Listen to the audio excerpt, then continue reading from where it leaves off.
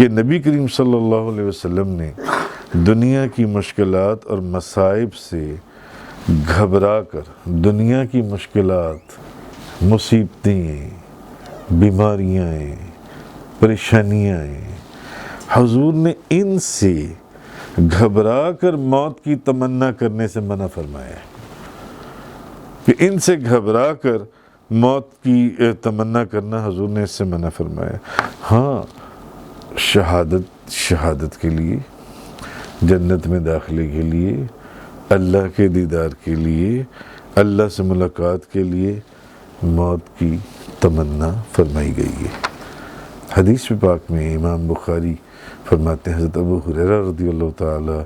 عنہ سے روایت کرتے ہیں، حضور نبی پاک صلی اللہ علیہ وسلم نے فرمایا، اس ذات کی قسم جس کے قبضہ قدرت میں میری جان ہے، میں یہ پسند کرتا ہوں کہ میں اللہ کی راہ میں قتل کیا جاؤں،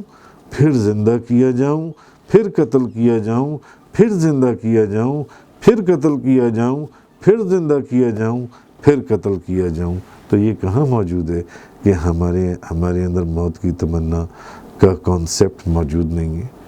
بالکل کانسیپٹ موجود ہے موت کی تمنا کا، مگر وہ کانسیپٹ نہیں ہے کہ دنیا کی پریشانیوں سے تنگ آ کر،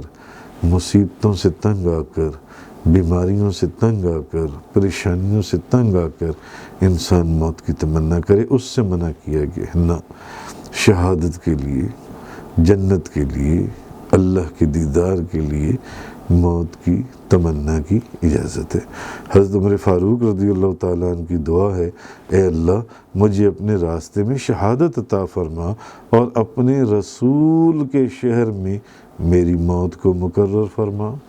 تو ان احادیث سے اس چیز کی ہمیں ایکسپلینیشن ملتی ہے کہ اللہ سے ملاقات، جنت اور شہادت کے لیے موت کی تمنا یہ صحیح ہے، اور رسول کریم صلی اللہ علیہ وسلم نے خود اور صحابہ نے یہ تمنا کی ہے۔ البتہ دنیا کی مشکلات اور مصائب سے گھبرا کر موت کی تمنا کرنا یہ منع ہے، اس سے منع فرمایا گیا۔ حضرت انس رضی اللہ تعالیٰ عنہ بیان کرتے ہیں، حضور نبی پاک صلی اللہ علیہ وسلم نے فرمایا،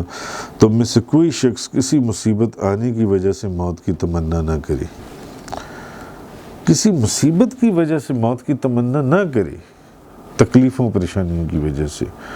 اور اگر اس نے تمنا کرنی ہے تو پھر یوں تمنا کرے، اے اللہ جب تک میرے لیے زندگی بہتر ہے مجھے زندہ رکھ، اور جب میرے لیے موت بہتر ہے تو مجھے وفات دے دے۔